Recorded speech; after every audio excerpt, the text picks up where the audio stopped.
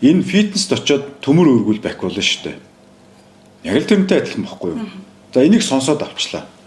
Тэгээд одоо тэгээ яах ингээд хүмүүс асууж. Гүү та одоо тэгээ ажиглана. Яг одоо энэ подкаст сонсоод одоо манай залуучууд подкаст дуусаад ажиглаж эхлэх байхгүй юу? За ажиглахдаа яах юм? Цаасан дээр бичүүлнэ. Би ямар хүн бэ? Би аймхай хүн. Би ууртай хүн, уцаартай хүн юу ч хийж болно шүү дээ. Ингээ өөрийгөө тодорхойлж бичиж жагаад за тэгвэл юунаас болоод ингээд байна. Ингээ өөрийгөө одоо хүмүүстэй байгаа, одоо архитаар суусан үедээ ч юм уу ажил дээр хэрүүл уруулал ажиглаад байна гэсэн.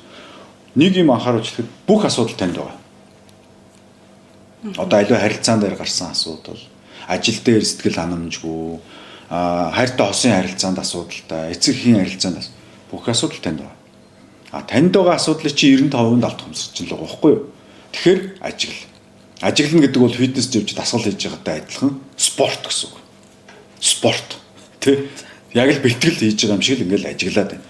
За ингээд ажигласны дараа бол яг хөөр хянана.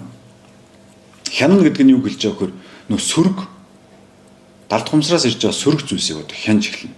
Одоо хязгаарлаж одоо ууртай уцаартай юм бол тэрийг хязгаарлаа.